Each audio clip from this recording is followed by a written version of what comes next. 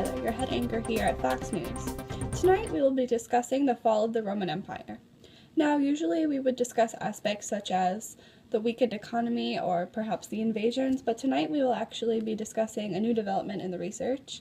There is now reason to believe that disease contributed to the fall of the empire. To provide sufficient insight into this newfound evidence, we have invited Dr. Robert Salares to discuss this with us. Welcome, Dr. Salares. How are you tonight? Thank you for having me, Hannah. I'm doing well. How about yourself? Good. Thanks for asking. So, it's my understanding that there is now reason to believe that disease may have come into play during the fall of the Roman Empire.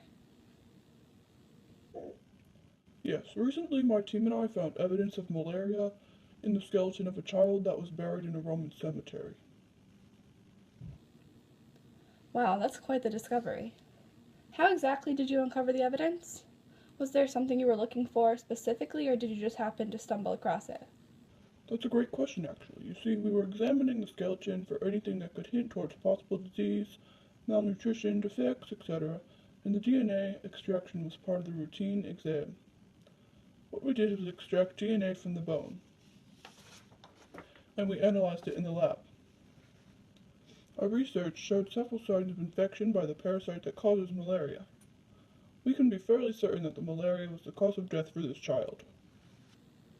Is it likely that others were killed by the disease as well? This is very likely, in fact. Without any form of protection against the parasite, the Roman citizens were essentially helpless. Not everyone who becomes infected is killed, but the casualties were surely extreme. Well, that's just terrible. I can only hope that measures were taken to ensure that there were no more outbreaks of sorts. Thank you so much for coming tonight, Doctor. It was great to hear your take on the situation. It was my pleasure, Hannah. Thank you for having me.